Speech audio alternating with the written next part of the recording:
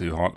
Yo ho ho and ahoy, my hearties. Today I wanted to talk about something I did in early childhood. I guess I was 7 or something. It's all about Captain Pugwash and the Captain Pugwash spirit. So I wasn't very clear on what Captain Pugwash even was at the time. It was some TV show that I think it started in the 50s or something, and it's...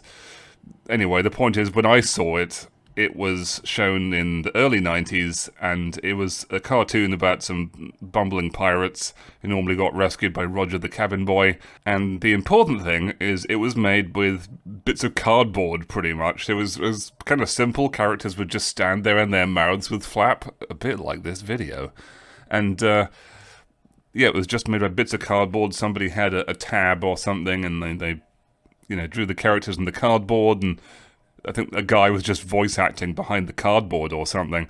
So, Mum explained this to us when we were 7. I think I was 7 and my brother would have been 5 or 6. And I don't remember very much about the making of our Captain Pugwash video, but I do remember the sense of excitement that hit me when I realised that Captain Pugwash was just made by human men, and that we had all the ingredients to make our own Captain Pugwash.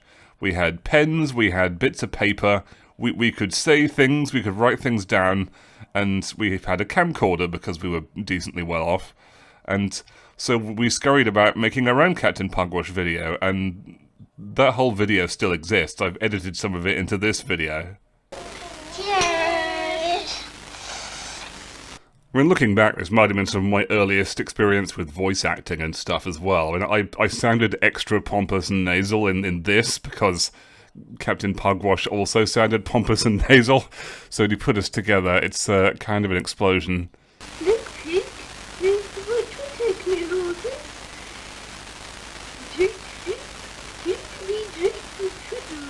I don't know how closely we based it on the original cartoon. We might not even have had the ability to play it back at the time. It was early times with VHS tapes and everything.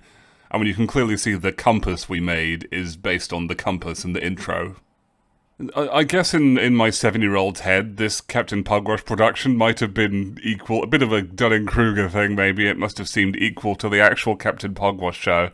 Or if there was a difference at the time, I guess I didn't know how to bridge that gap. Like, what really was the difference between just taking a bunch of cardboard and pens and making your own Captain Pugwash and the real original Captain Pugwash?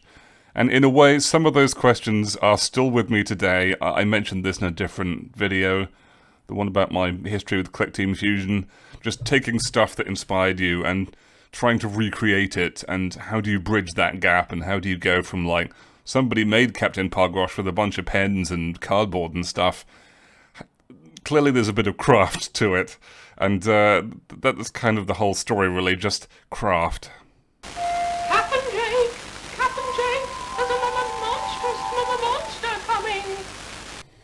Anyway, point is, nowadays, on one level, obviously, a lot of the media we see is a lot harder to reproduce. It isn't just made with bits of paper and cardboard and some guy voice acting behind a screen somewhere. So, obviously, you couldn't make a Marvel movie or something out of cardboard. For a while, I actually had a balmy plan of making a RoboCop arcade machine out of cardboard, because I don't think I'd done any programming or anything at that point. But, on the other hand, you can at least get started easier. In the early 90s, I was, as they say, limited by the technology of my time.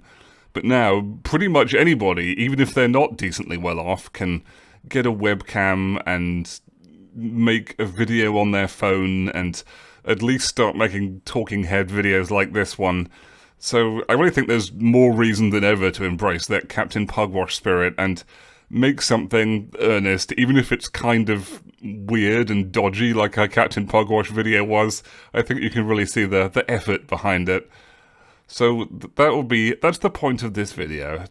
If you've got something that you like and it got made by a decently small number of people, you can at least take those first steps in bridging that gap and take action and find out how it was made. It was all just made by people in the end.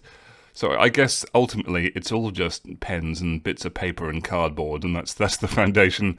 So yeah, just if you've got stuff you want to make, just remember Captain Pugwash and go out and make it.